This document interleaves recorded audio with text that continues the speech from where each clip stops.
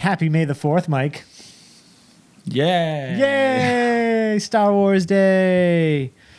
So yeah, we have Revolutions, another entry into their Deep Wood series. We've had a couple of we had their Scotch Ale, Straight Jacket, as well as their Very Mad Cow, their barrel aged milk stout. This is Deth's Tar, their barrel aged imperial. It's technically an oatmeal stout because, well, it says oatmeal stout on their website for one, and then this just says imperial stout aged in different variety of bourbon barrels. Which ones are they, Mike? Heaven Hill and Old Forester. Yeah. And it's flaked oats. It's named after their chairman of the party, Josh Deth. Nice. It's pretty. Deth Tar's Imperial Stout is aged in different varieties of bourbon barrels and then blended for bottling. Both flaked oats and oat malt in the mash impart a rich, silky mouthfeel that sets this beer apart. Witness the firepower of this fully operational Imperial Stout. I love the boxes. Now, we've been letting this sit for a little bit, get it up to a good temperature. Actually, I haven't even looked at the bottle art. It's pretty badass. Yeah. I was actually expecting a Death Star, but whatever. We both love Revolution beers. They make fantastic stuff. Like sometimes I feel like they're a little underrated because you don't really hear about them as much. Nope. Their IPAs are solid, but all their barrel aged stuff, like this Deep Wood series, is just everything out of this series is fantastic. Yep, everything I've had in this series has blown my socks off. Mm-hmm. And as you can see, we have multiple guests for Star Wars Day and Death Star. We got First Order Stormtrooper, don't know his name. We got Darth Vader. You have learned much, young one. Move out, let's go. Yeah. He doesn't have any cool buttons to make any sounds. Nope. But if he did, he would say, "Drink this beer, you will." Color is it's pitch black, dark khaki head.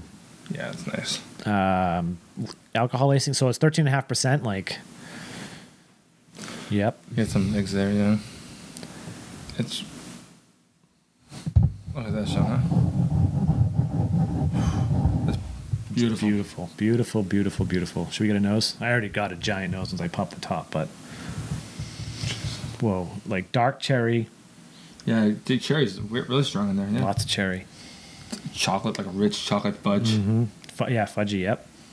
It's like espresso almost. Like that dark coffee-ish kind of note there. Yeah, very sweet. And then you get you have a big sniff. You get like the booziness of the barrels, I'm sure. Yeah, rich espresso, like that, like chocolate covered cherries is. Yeah, you're getting like some dark fruit in there too. I'm getting almost like a sugary, almost like a molassesy kind of a thing. Wow, there's a whole lot going on in this. Wow. Cheers.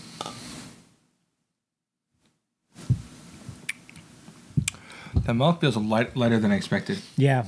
Well, they said silky mouthfeel, but I was expecting a little bit more like syrupy. I was. Yeah. I was hoping for a little more fluffiness, like because of the oats, but yeah, it is a barrel aged stout. Like, what was I really expecting? I guess. This has been warm for a while. This is probably a good 50 degrees. Mm-hmm. Perfect temperature. Yeah. Type of beer.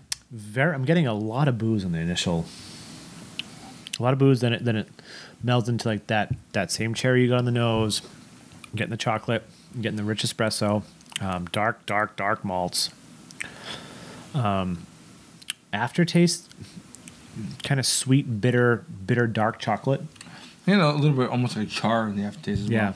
Almost like charred wood. Yeah, I was going to say charred wood, yep.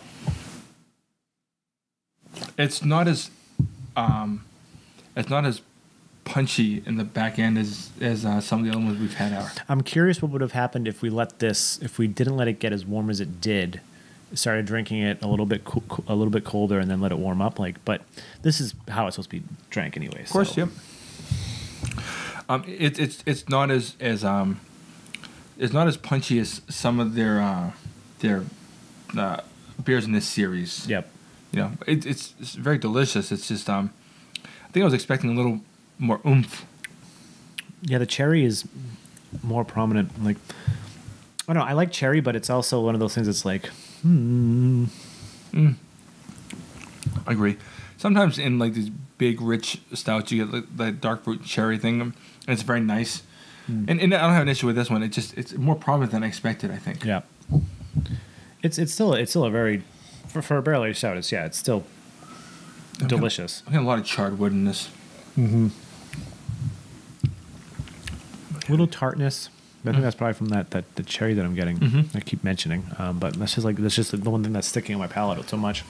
I'm getting the things that I'm getting most prominent are cherry, like a really really dark chocolate, and that wood char. Yeah.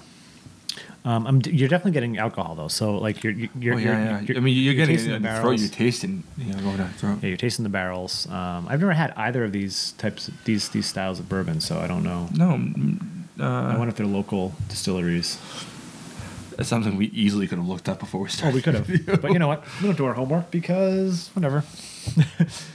Well, it doesn't matter for the beer. Either you like it. Yeah, I like it, but I don't think I think I'll say it right now. My hopes Way higher. was in like we didn't even really do much research on it. Like I saw the Beer Advocate score. It was 95, but just from everything else we've had, like I didn't really need to see the Beer Advocate, and I saw the Beer Advocate. I'm like, well, that makes sense because everything else they've done in the Deepwood series is fantastic. But yeah, it's a little let down. Like we do have one more bottle. I'm wondering if it'll be better with age or is.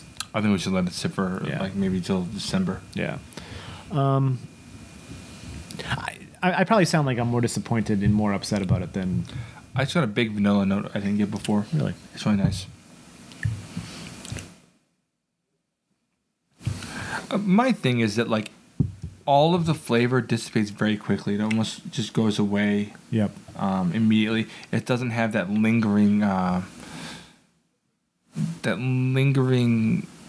boozy, chocolatey thing that I've gotten in some of these beers that just sends me over the edge. You know, it's really what I was looking for. I know. You know, when you got a bottle, and I was like, wow, that looks great. And next time I saw it at the store, it's like, I'm getting it. Yep. Yeah, no, I had to. I'm really glad that we have two bottles and we're able to age them, but I guess I was just looking for more.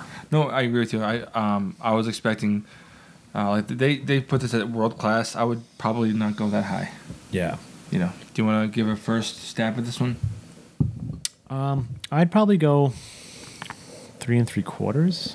Okay, I think I would have gone between there and 4, and I think I can go to 3/4. I was gonna say 3.5 too, but yeah, 3 and 3. 3.5. No, 3 3/4 is good because if you're raking this a style, especially, yeah, like, and we've had some that are just fucking ball busters, you know, really awesome beers, and this is very good. It's just not to that level. Yeah, which is what I was hoping for. Like I was really, I think I really hyped this up in my head. We've had this sitting in the basement for a while. We've been looking at it, and then finally I was like, "Fuck it, I'm gonna put it in the fridge." I put it in the fridge, and Mike came over. I'm like, "It's in the fridge. We're gonna review this tonight." And he was excited. I was excited. And This is the one I was most excited for. Yeah. That is what it is. Whatever. It is tasty. Definitely seek it if you guys find it. Seek it out. Toss it in your cellar for a bit. Let's see what happens to it. Let us know if you had this in the comments. Obviously, like and subscribe to the YouTube channel. Nerdsense.net. Well, I'm Sean. And I'm Mike. And happy Star Wars Day.